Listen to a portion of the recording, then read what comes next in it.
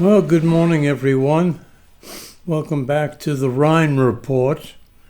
And today's little epic, the Epstein Files, WTF. Can you handle the truth, people? Sadly, what some see as a victory over this fascist regime in its submission or allowance of the passage of a seemingly serious Epstein Files legislation. The Epstein Files Transparency Act, I see as nothing more than a clever, predictable, and very effective stalling process in the quest for public viewing of the entire set of files, which could have been released ages ago. And, as I have suggested in previous podcasts, a rifling through the files by DOJ and FBI controlled by the Mad Emperor Trump will surely have eliminated the possibility of any discovery of any credible evidence against him, and this ages ago. Other than that massive reality, why is it, you might ask, that I consider this a non-event that will prove fruitless in the pursuit of truth and consequences? And here pose the questions. 1. What steps will the Mad Emperor order DOJ to take in light of this legislation? 2. Can DOJ block release of the Epstein files or relevant parts thereof, despite Congress having passed legislation demanding their opening to public scrutiny? And here we must bear in mind that the legislation itself contains numerous exemptions or loopholes to be exploited by DOJ that I'll discuss in a moment or two. The answer is, I am certain that Trump and his fascist associates have previously devised a plan to parry the legislation and its intent, which will include arguments that particular files cannot be disclosed for reasons I'll outline in another few minutes. And yes, I am certain that this is going to take place.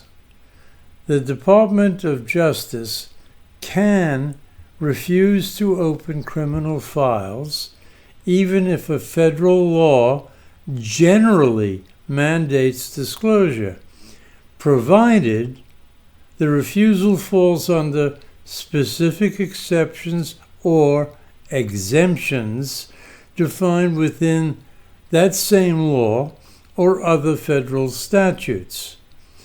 The primary law governing public access to federal agency records is FOIA, the Freedom of Information Act. Now, unfortunately, I have to agree with former White House lawyer Ty Cobb that Pam Bondi and DOJ will connive to block a wholesale release or submit heavily redacted copies or allow out only politically favorable or harmless sections of these documents that surely will compromise the object of the congressional exercise and serve only to embarrass and or threaten political enemies of the president. Horrible. The law might even be turned against us.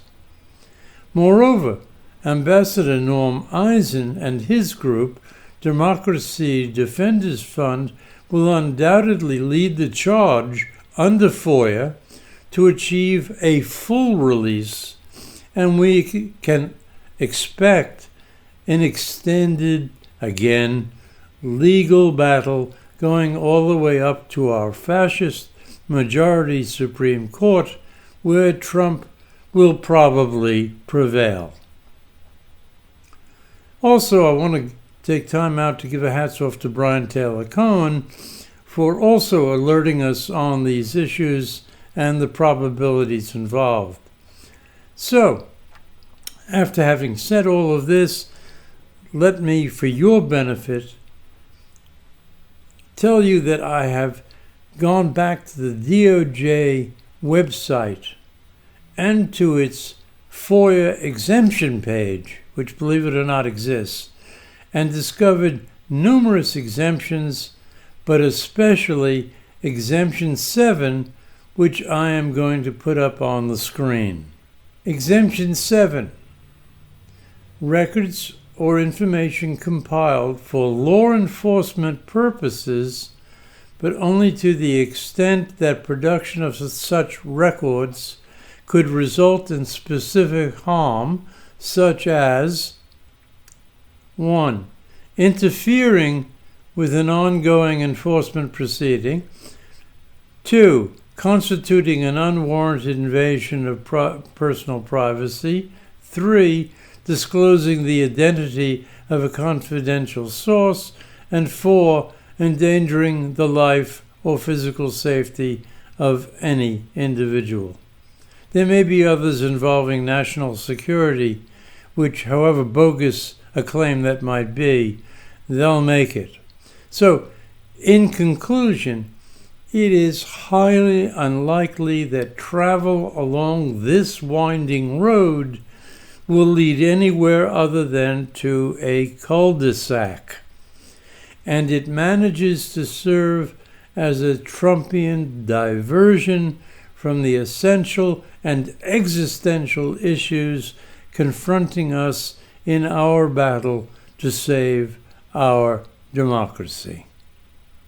Thank you for watching, and I hope some of you will subscribe and let us grow. Thank you.